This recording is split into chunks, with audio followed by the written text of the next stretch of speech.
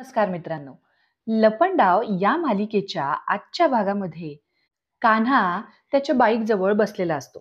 हे सरकार बंगल्यातून बाहेर येते आणि हातामध्ये पैशाचं बंडल घेऊन येते. आणि आल्यानंतर ते बंडल कान्हाच्या गाडीवरती असं जोरात आपटते.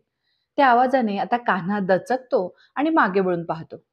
आणि मग लगेच म्हणतो, "अरे सरकार, आणि याची काय गरज?" मग त्यावर सरकार जरा 2 मिनिटं त्याच्याकडे पाहते.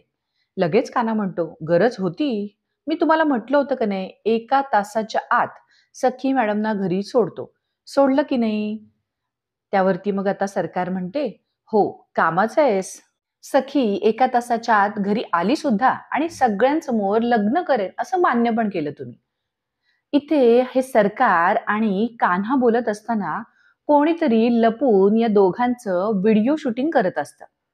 आणि इथे कान्हा सरकारसोबत बोलत असताना आता अचानक त्याचं लक्ष सरकारच्या हाताकडे जातं.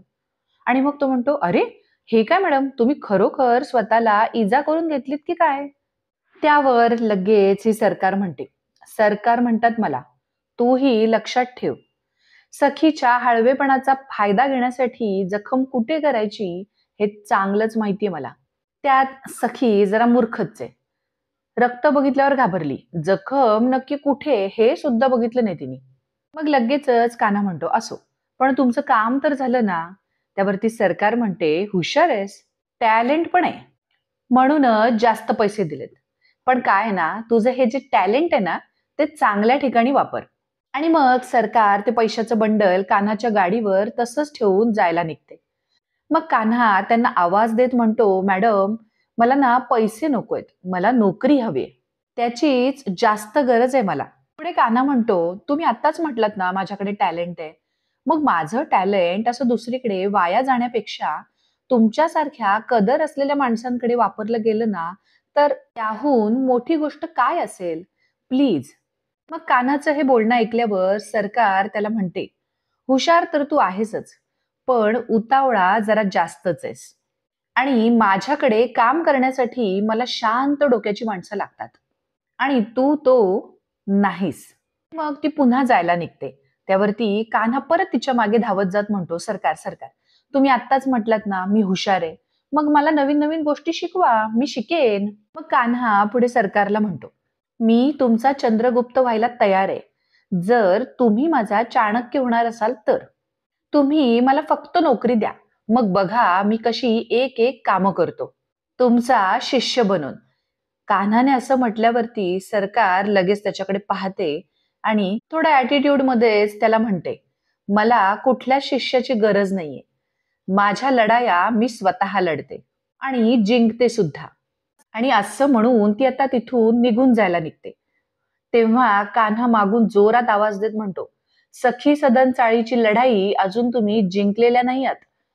कान्हाच्या तोंडून हे ऐकून आता सरकार 2 मिनिटं थांबतेच. आणि मग कान्हा पुढे येऊन सरकारला म्हणतो, "आणि तह सुद्धा होत नाहीये. 12 वर्षांची प्रतीक्षा मी एका दिवसात संपवू शकतो." मग पुढे सरकारला कान्हा म्हणतो, "दाभाडे मावशींचा विश्वासू आहे मी." मग आता सरकार त्याला म्हणते, "दिली तुला नोकरी." कान्हा एकदम खुश होतो. म्हणतो, "अरे वा, नोकरी दिली? दिली नोकरी? कोणती नोकरी दिली?" त्यावरती सरकार म्हणते, "तीच जी मीडियासमोर तोंड वरती करून तू सांगत होतास, सखीच्या ड्रायव्हरची." आता हे ऐकल्यावरती कान्हाला जरा शॉकच लागतो. तो म्हणतो, "मी त्यांचा ड्रायव्हर?" कान्हाला त्याने पत्रकारांसमोर जे काही सांगितलेलं असतं ते आठवतं.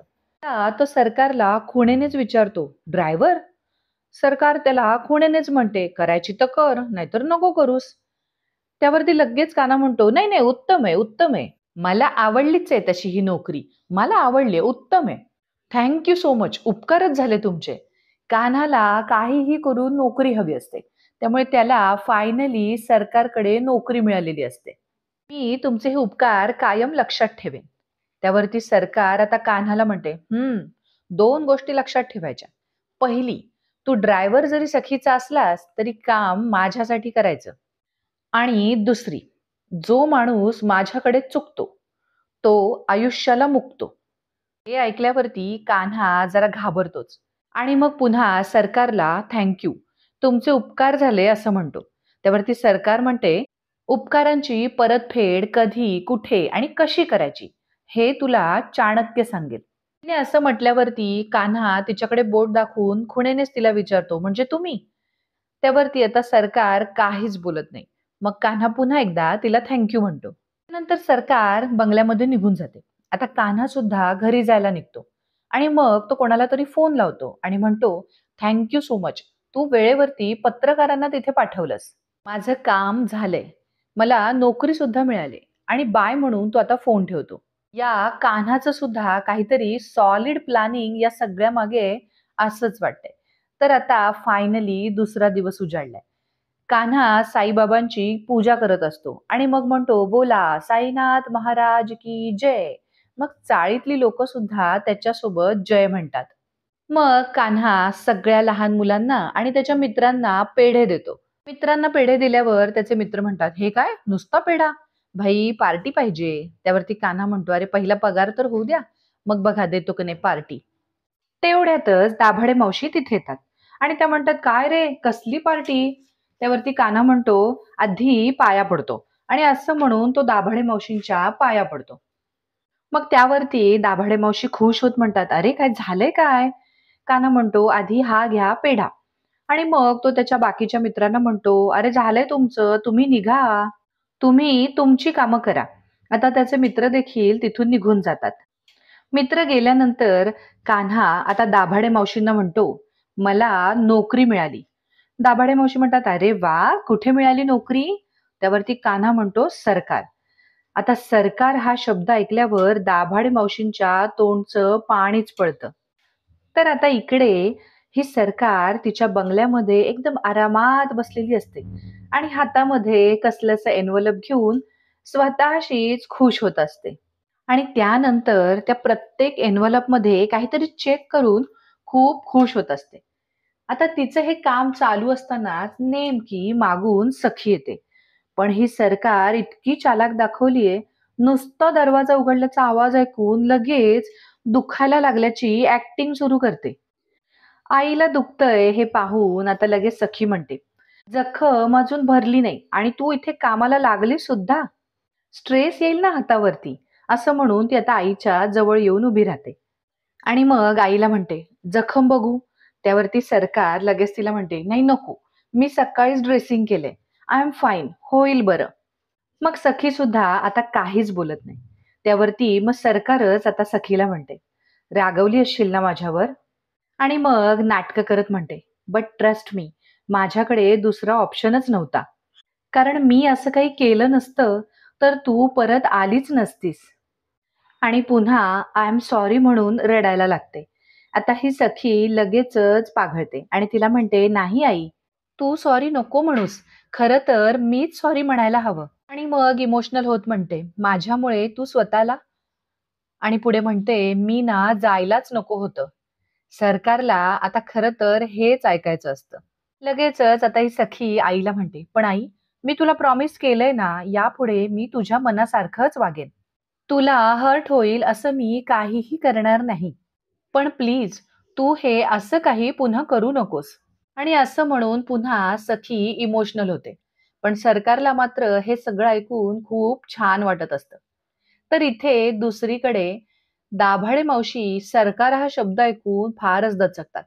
लगेचच कान्हा आपले शब्द फिरवत म्हणतो, सरकारी सरकारी वकील आहेत ते, त्यांच्याकडे मला नोकरी लागली. आणि मागे साईबाबांकडे वळून म्हणतो, खोट्याला माफी असावी. आता ही दाभाडे मावशी हे ऐकून खुश होते आणि म्हणते, अगं बाई हो का? कान्हा पुढे दाभाडे मावशींना म्हणतो, खूप मोठे वकील आहेत ते, नामांकित वकील आहेत. इतके मोठे वकील आहेत, मोठ्या मोठ्या केसेस असतात त्यांच्याकडे. मोठ्या मोठ्या बिल्डरचं त्यांच्याशिवाय पानच हलत नाही. पुढे कान्हा जाणून बुजून दाभाडे मावशींच्या समोर, म्हणजे जागेचे वाद म्हणू नका, प्रॉपर्टीची भांडणं म्हणू नका, चाळी असतात ना मोडकळीस आलेल्या, त्यांच्या रिडेव्हलपमेंटच्या केसेस म्हणू नका. असे खूप मोठे मोठे प्रॉब्लेम्स त्यांच्याकडे असतात. कान्हाने जाणून बुजून हा विषय काढलेला असतो. आता हे ऐकताना दाभाडे मावशींच्या चेहऱ्याचा पार रंगच उडून जातो आणि हे कान्हाने बरोबर हेरलेलं असतं. तर या दाभाडे मावशींना सरकारने त्यांना चाळीच्या जागेसाठी दिलेली धमकी आठवत असते आणि त्या एकदमच गुंग होऊन जातात. आता कान्हा त्यांना आवाज देत म्हणतो, "मावशी." कान्हाच्या आवाज देण्याने मावशी एकदमच भानावर येतात आणि मग पुन्हा कान्हा त्यांना विचारतो, "काय लक्ष कुठे?" त्यावरती दाभाडे मावशी, "काही नाही," असं म्हणून जायला निघतात.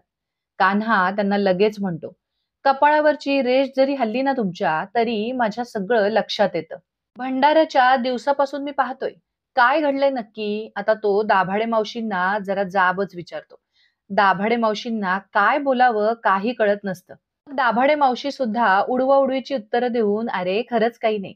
तुला नोकरी लागली ना, मला खूप छान वाटतंय," असं म्हणून आता पुन्हा जायला निघतात. पुन्हा कान्हा त्यांना थांबवतो आणि दाभाडे मावशींना म्हणतो, "तुम्हाला साईबाबांची शपथ, तुमच्यात आणि तेजस्विनी कामत यांच्यात नक्की काय चाललंय, हे मला कळायलाच पाहिजे." पुन्हा कान्हा त्यांना दटावून विचारतो, "मावशी, तुमच्या दोघींमध्ये नक्की कसला वाद आहे?" आता दाभाडे मावशींना पुन्हा सरकारने चाळीसाठी दिलेली ऑफर आणि त्यांना दिलेली धमकी सगळंच आठवतं. तर आता इथे दुसरीकडे सरकारचा ड्रामा अजून काही संपलेला नाही. ती सखीच्या गालावरून अगदी अलगद मायेने हात फिरवते. आईचा असा मायेचा स्पर्श सखीला खूप आनंद देत असतो. मग सरकार आता सखीला म्हणते, "हे बघ सखी, तू लग्न करावंस हा जरी माझा हट्ट असला, तरी तू म्हणशील त्याच मुलाशी मी तुझं लग्न लावून देईन. मुलगा तू निवडायचा." आता हे ऐकल्यावर सखीला खूप छान वाटतं. ती लगेच आईचा हात धरते आणि सरकारला म्हणते, "तू म्हणशील तसं." असं म्हटल्या म्हटल्या सरकार लगेच एन्व्हलप सखीच्या पुढे करते आणि सखीला म्हणते, "यातला एक पसंत कर." सरकारने असं म्हटल्यावर सखी 2 मिनिटं सरकारकडे पाहत राहते. लगेच सरकार टोन चेंज करते आणि म्हणते, "म्हणजे यातले फोटो बघ, विचार कर, घाई नाहीये काही. यातला कोणताही मुलगा तू पसंत केलास ना, तर आपण त्याच मुलाला जाऊन भेटू." तर इकडे कान्हा दाभाडे मावशींना म्हणतो, "मला माहितीये काहीतरी गडबड आहे. नाहीतर सखी कन्स्ट्रक्शनच्या मालकीण तुमच्यासारख्या चाळीतल्या सामान्य बाईकडे का येतील? चांगला ओळखतो मी त्यांना. त्यांचा स्वार्थ असणार या सगळ्याच्या पाठीमागे. त्याशिवाय आपल्या चाळीत त्या तुम्हाला भेटायला येणारच नाहीत." दाभाडे मावशी मात्र काहीच न बोलता जरा घाबरलेल्याच असतात. आता कान्हा त्यांचा हात धरून त्यांना वळवतो आणि म्हणतो, "मावशी, काय झालंय?" पण दाभाडे मावशी काहीच बोलत नाहीत. त्याला म्हणतात, "अरे खरंच काही नाही. तुला नवीन नोकरी लागली ना, तू छान काम कर आणि ही नोकरी सांभाळ बाबा," असं म्हणून आता मावशी तडक तिथून निघून जातात. कान्हा मात्र त्यांना आवाज देत राहतो. पण मावशी काही थांबत नाही. तर आता इथे दुसरीकडे सखीने सरकारचा हात धरलेला असतो. सरकार आता हात सोडवते आणि तिच्या हातामध्ये एन्व्हलप देते. आणि सखीला विचारते, "बघशील ना?" आता सखी सुद्धा हो म्हणते. आणि सरकार लगेचच दुखतंय अशी ॲक्टिंग करून सखीला म्हणते, "मला असं वाटतंय आता मला आराम करायला हवा." सखी सुद्धा तिला हो म्हणते. पण सखी तिथून काही उठत नाही. ती तिथेच बसून राहते. आता सरकारला खरं तर तिने जावं अशी अपेक्षा असते. मग सरकारच तिला म्हणते, "जाताना दार लावून जाशील." सरकारने असं म्हटल्यावरती सखीला एकदम लक्षात येतं, की आपल्याला इथून गेलं पाहिजे आणि मग ती तिथून उठून निघून जाते. ती सखी जायला निघते. सरकार पुन्हा एकदा दुखतंय अशी ॲक्टिंग करायला लागते. मग सखी जाता जाता "टेक केअर आई" असं म्हणते आणि दरवाजा लावून घेते. सखी जशी बाहेर जाते तशी सरकार स्वतःच्या लागलेल्या हाताकडे पाहून एकटीच हसत असते. तर आता सखी रूम मधून बाहेर येते. खाली येते तेव्हा खाली गौतम काका नेहमीप्रमाणे गाणं बोलत असतो. सखी त्याच्या जवळ येणार तितक्यातच गौतम काकाचा तोल जातो. आता सखी पटकन त्याला सावरते आणि म्हणते, "अरे सांभाळून." मग गौतम काका सखीला म्हणतो, "तुला देखील असाच गरजेच्या वेळी सावरणारा जोडीदार भेटू दे." मग हा गौतम काका सखीला समजावत म्हणतो, "सखी तुला एक सांगतो, सगळ्यांना आयुष्यात सेकंड चान्स नाही मिळत. पण तुला तो मिळालाय राघव दादामुळे. त्यामुळे त्याचा पुरेपूर फायदा उचल. या घरातले तुला 1 सेकंदही विचार करायला वेळ देणार नाहीत. त्यामुळे तू असाच मुलगा शोध ज्याची प्रायोरिटी तुझं स्वप्न आणि तुझा आनंद असेल. कारण लग्न ही खूप मोठी गोष्ट आहे. म्हणजे आपण आपल्या एका निर्णयावरती आपलं अख्खं आयुष्य पणाला लावून टाकतो. त्यामुळे घाई करू नकोस. शांतपणे पूर्ण भविष्याचा विचार कर आणि सगळ्यात महत्वाचं, तुझ्या आवडीच्या मुलाशीच लग्न कर. आता गौतम काकाने इतकं छान प्रेमाने समजावून सांगितलेलं असतं, पण ही सखी आईच्या प्रेमामध्ये आकंठ बुडालेली आहे. ती काकाला हो म्हणते आणि मग लगेच त्याला म्हणते, "काका हे बघ, आईने मला मुलांचे फोटो दिलेत." पण ती म्हणाली, "तू म्हणशील त्याच मुलाला आपण भेटूया." सखीने असं म्हटल्यावर गौतम काका आता हसतो आणि म्हणतो, "खरंच? पण या एन्व्हलपमध्ये सगळ्यात एकाच मुलाचा फोटो असेल तर? बघ ना, उघडून बघ. यू नेव्हर नो आणि तुलाही कळेल तुझी आई काय चीज आहे ते. कळेल तुलाही." असं म्हणून तो आता तिला पाकीट उघडायला सांगतो. आता सखीला जरा टेन्शनच येतं. मग गौतम काका तिला म्हणतो, "तुलाही कळेल तुझ्या आईने तुझ्या भविष्यात कोणता मुलगा आणलाय." गौतम काकाचं हे बोलणं ऐकून सखी जरा टेन्शनमध्येच येते. आता ती एन्व्हलप उघडणारच असते, तितक्यातच वरून सरकार जोरात हसते आणि म्हणते, "ज्याला स्वतःच्या भविष्याचा पत्ता नाही, तो तुला तुझ्या भविष्याचे सल्ले देतोय?" मग टाळ्या वाजवत-वाजवतच खाली येते आणि म्हणते, "वाह गौतम वाह! कमाल!" आता हा गौतम काका बिचारा काहीच बोलत नाही. मग सरकार खाली आल्यावर सखीला म्हणते, "सखी, अगं लग्नाच्या बाबतीत कोणाचं ॲडव्हाइस घ्यायचं आणि कोणाची नाही, हे तुला कळायला हवं." आणि पुन्हा एकदा इमोशनल ड्रामा करत सखीला म्हणते, "मी तुझी आई आहे ना?" "आहे ना?" मग आता सखी म्हणते, "हो आई." मग ही सरकार पुढे म्हणते, "शत्रू नाहीये मी तुझी. तुझ्या भल्याचाच विचार करते मी. आणि मोस्ट इम्पोर्टंटली मी तुझ्या बाबांच्या स्वप्नाचा देखील विचार करते. You know I loved him, right?" आता लगेचच सखी हो आई म्हणते. गौतम काकाला मात्र ही सगळी नाटकं बरोबर माहीत असतात. मग पुन्हा ही सखी आईला म्हणते, "आई, माझा तुझ्यावर पूर्ण विश्वास आहे." आणि मग हातातलं एन्व्हलप पुन्हा आईच्या हातात देत म्हणते, "हे घे. तूच निवड यातला माझ्यासाठी मुलगा. तू ज्या मुलाला उभं करशील त्याच्याशी मी लग्न करेन." आता हे सरकार जरा ॲटिट्यूडमध्येच गौतमकडे पाहते आणि गौतम काकाकडे पाहूनच म्हणते, "मी ज्या मुलाला उभं करेन, त्या मुलाशी तू लग्न करणार?" आता सखीला लक्षात येतं, की आई अर्थात सरकार गौतम काकाकडे पाहून बोलतीये. म्हणून ती गौतम काकाकडे वळून पाहते. गौतम काका बिचारा तिला मानेनेच नकार खुणवत असतो. पण ही सखी त्याच्याकडे साफ दुर्लक्ष करून आईला होकार देते. मग तो बिचारा गौतम काका पुन्हा एकदा गाणं म्हणत तिकडून निघून जातो.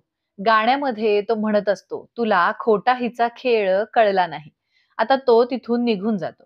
गौतम आता तिथून गेल्यावर सरकार पुन्हा सखीला म्हणते, "सखी, बाळा तू काळजीच करू नकोस. मी शोधलेला मुलगा तुझ्यासाठी परफेक्टच असेल." त्यावर आता ही सखी म्हणते, "हो आई, आय ट्रस्ट यू. मला माहितीये, तू माझ्या चांगल्याचाच विचार करशील." मग आता सरकार तिला म्हणते, "आपण एक काम करू. आज संध्याकाळीच एंगेजमेंट करून घेऊया. छोटीशी." आता सखी हे ऐकून जरा बावचळतेच आणि म्हणते, "आज संध्याकाळी?" मग सरकार तिला म्हणते, "का नाही? तुझ्या बाबांची इच्छा होती का नाही वर्षभरात तुझं लग्न व्हावं? होती का नाही? आणि हो, माझं मगाशी गुरुजींशी बोलणं झालं. त्यांनी पण सांगितलंय, की आजचा दिवस परफेक्ट आहे. ॲक्चुअली त्यांनीच मला सुचवलं, की तुम्ही आज संध्याकाळीच एंगेजमेंट करून घ्या." आणि पुन्हा ड्रामा करत म्हणते, "पण तू जर नाही म्हणत असशील, तर ठीक आहे, तशी तुझ्या बाबांची इच्छा पण होती." आता तिने असं म्हटल्यावरती सखी पुन्हा एकदा इमोशनल फुल होते आणि तिला म्हणते, "नाही आई, आय ट्रस्ट यू." आता ही सरकार पुन्हा एकदा तिला म्हणते, "मला माहीत होतं, तू मला नकार कधीच देणार नाहीस." ही बिचारी सखी हो आई म्हणून सरकारला आता मिठी मारायला जवळ जाते. लगेच सरकार तिला घाई करत म्हणते, "चला, चला, संध्याकाळी एंगेजमेंट आहे तुझी, आवरायला हवं. आपल्याकडे वेळ नाहीये, अशीच येणार आहेस का तू?"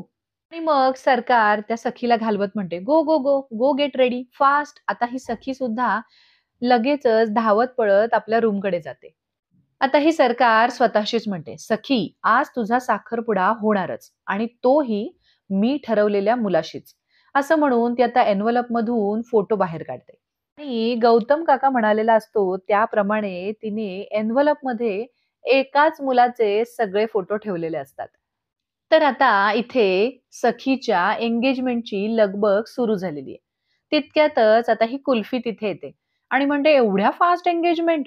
मग आता आपण मज्जा कधी करणार?" मग उर्मिला काकू तिला समजावत म्हणतात, "हेच बरोबर आहे बेटा. कारण लग्नासारख्या गोष्टीत इतका विचार करायचा नसतो." त्यावरती आता कुल्फी तिला विचारते, "पण कोणाशी करणार एंगेजमेंट?" त्यावर उर्मिला काकू तिला म्हणते, "अगं असा काही प्रश्न विचारतेस? आता ज्याच्याशी लग्न ठरलं त्याच्याशीच करणार ना?" त्यावर ही कुल्फी म्हणते, "पण सखी दीदीने तर त्याला बघितलेलंच नाहीये." त्यावर उर्मिला काकू तिला म्हणते, "सरकारांची चॉईस आहे. लाखात एक असेल मुलगा." आता तितक्यातच ही सखी सुद्धा तिथे येते आणि त्या दोघींचं बोलणं ऐकत असते. तेवढ्यातच दारावरची बेल वाजते. आता उर्मिला काकू म्हणते, "मुलगा आला वाटतं." सखी, "जा, पटकन दार उघड." लगेच ही कुल्फी म्हणते, "नाही, नाही, मी आधी उघडणार. मला बघायचंय त्याला." उर्मिला काकू तिला म्हणते, "बरं, तू उघड." आता ही कुल्फी धावतच दरवाजा उघडायला जाते. पण दरवाजामध्ये तो मुलगाच नसतो. दरवाजामध्ये असतो कान्हा, जो ड्रायव्हरचा युनिफॉर्म घालून आलेला असतो. आता त्याला पाहिल्यावर उर्मिला काकूच्या चेहऱ्यावरचा रंगच उडतो आणि सखीला सुद्धा आश्चर्यच वाटतं. आता मीनाक्षी काकू सुद्धा त्याच्याकडे पाहतच राहते. तर मित्रांनो, पुढील भागामध्ये आता एंगेजमेंट सुरू होणार असते. तितक्यातच कुल्फी सखीदीकडे येते आणि तिला म्हणते, "तुला एक मेसेज आलाय. बहुतेक एक व्हिडिओ आहे." आता सखी तो व्हिडिओ पाहते. त्या व्हिडिओमध्ये सरकार आणि कान्हा जे काही बोलत असतात, ते सारं रेकॉर्ड झालेलं असतं. सखी तो व्हिडिओ पाहते आणि भयंकर संतापते आणि सनकन कानाच्या कानाखाली देते आणि म्हणते, "तुझ्यावर मित्र म्हणून विश्वास ठेवला ना, पण तू त्या लायकीचाच नाहीयेस." आणि मग सरकारकडे वळत जोरजोरात टाळ्या वाजवत म्हणते, "वाह सरकार, वाह!" आणि मग चिडूनच म्हणते, "माझ्या बाबांची इच्छा होती ना, की माझं लग्न व्हावं, मग ठीक आहे. मी सखी कामत, माझ्यासाठी मुलगा मी शोधेन. पण सरकारने शोधलेल्या कुठल्याही मुलाच्या गळ्यात हार घालणार नाही." आणि पुढे म्हणते, "आता तर माझं स्वयंवरच होणार." तर मित्रांनो, आजचा भाग तुम्हाला कसा वाटला हे आम्हाला कमेंट करून नक्की सांगा. आणि अशाच मालिकांच्या अपडेट्स करता आपल्या चॅनलला सबस्क्राईब करा. धन्यवाद.